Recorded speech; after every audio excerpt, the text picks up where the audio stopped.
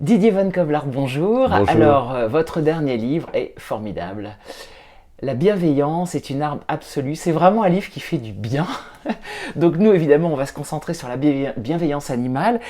Et alors, bon, il y a des animaux, on s'y attend, mais il y en a d'autres. Alors franchement, vous parlez notamment de Simone, la Simone de Gilbert Bécaud. Alors la Simone de Gilbert Bécaud, c'était un sanglier femelle, une lait, et ça se passe dans une ferme du Poitou où Bécaud vivait une partie de l'année, et c'est une époque où je travaillais avec lui sur les chansons, et j'arrive de Paris, et pour la première fois dans cette ferme, il m'accueille dans la cuisine, il m'offre un verre, assieds-toi, je m'assieds, et à ce moment-là, la porte est ouverte, elle est poussée par le groin d'un sanglier qui avance vers moi calmement, et qui s'assied devant moi, et qui pose le groin sur mes genoux. 100 kilos de masse musculeuse, une très belle odeur de noisette, ça sent très bon, un sanglier femelle en particulier, et ses yeux dans les miens. Je bouge pas, je suis arrivé assez tétanisé, d'autant plus que Gilbert trouve ça visiblement complètement naturel, il continue de se servir à boire, et puis quand même, il me regarde, et il me dit « Tu as perdu un être cher ?» Je vois pas le rapport, mais je dis « Oui, je viens d'enterrer un de mes meilleurs copains. » Et il me dit « Normal, elle ne vient qu'auprès des gens qui ont un gros chagrin. » C'est incroyable. Les autres, elle s'en fout. Me dit-il, elle vient, je sais pas, elle prend sur elle, ça l'intéresse plus, on sait pas. Ou peut-être comme les chats qui vont, le lieu où le chat va dans la maison, c'est là où il y a les ions positifs, hein, c'est là l'endroit où il faut pas se tenir, nous humains. Le chat se charge en énergie pas très bonne et reconvertie. Et ça, on ne sait pas, il y a tellement peu d'études sur les sangliers. Et donc ce sanglier n'était pas du tout apprivoisé. Il était venu quand Bécaud s'était installé, un petit peu flairé, et puis il avait trouvé de la sympathie. Hein. Elle avait amené ses petits marcassins une fois, pour présenter, pour vivre en bonne intelligence, quoi. Mais il n'entrait dans la cuisine, bon, c'était pour manger une pomme, comme ça, dire bonjour, mais ne s'attarder que sur les gens qui avaient un gros chagrin. C'est extraordinaire. Et alors, vous donnez un autre exemple qui est tout à fait étonnant aussi, d'un lapin. Alors ça m'a été... Même deux lapins d'ailleurs. Oui, c'est ça qui est encore plus extraordinaire. Je suis parrain de la Fondation de recherche sur l'épilepsie. Et à ce titre-là, après avoir publié mon roman Jules, où je racontais comment un chien d'aveugle au chômage, parce que sa maîtresse recouvre la vue par une opération, a tellement besoin d'activité, de guide, de cette bienveillance active qui est une nécessité absolue pour ces chiens. Et ce chien se met à détecter les crises d'épilepsie avant que les symptômes ne soient prévisibles. Et j'avais vu les travaux faits aux États-Unis, en Angleterre, en Écosse, en Belgique, sur la réalité de ce phénomène.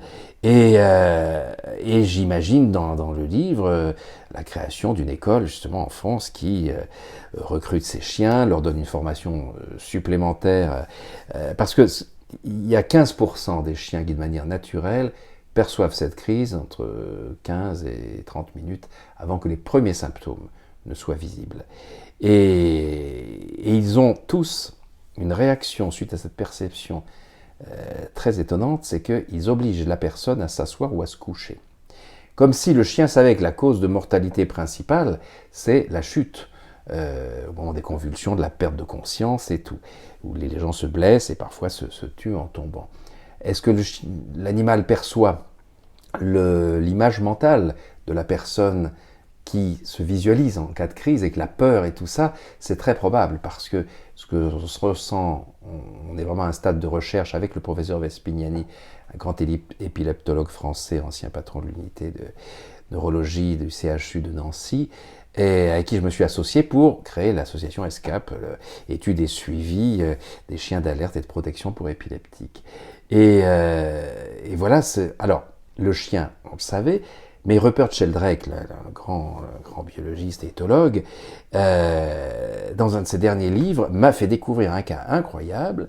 Il y a quelques chats qui ont le même comportement. C'est incroyable, et puis il y a aussi, parce que les chats... un lapin. Ouais. Et là, c'est l'histoire c'est dans le Sussex, une femme qui a une crise d'épilepsie terrible, 20, 30, 40 crises par jour. Elle est couturée de partout parce qu'elle se fait mal en tombant.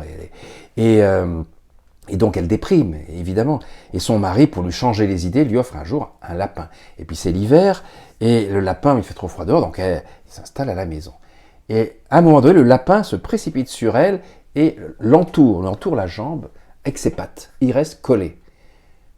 Un quart d'heure après, elle a une crise d'épilepsie. Et bon, elle était assise dans le fauteuil, elle ne bougeait pas parce que le lapin, c'était un comportement étrange. Et elle se rend compte rapidement que chaque fois que le lapin arrive, il y a une crise qui va avoir lieu après. Et le plus extraordinaire, c'est que ce lapin meurt, malheureusement, au bout de quelques mois, et le mari, pour la consoler, lui offre un autre lapin, qui n'est pas du tout de la même portée, qui n'est pas... il va au marchand, il rapporte un lapin. Ce lapin, spontanément, fait la même chose.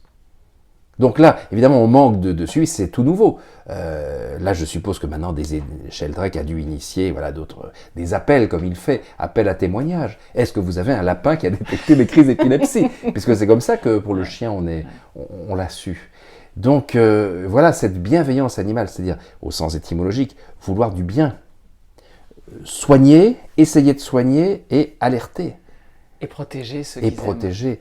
Et... je crois que l'histoire qui m'a, dans celle que je raconte, le plus ému, c'est que m'a rapporté un vétérinaire qui voit arriver un jour un chien.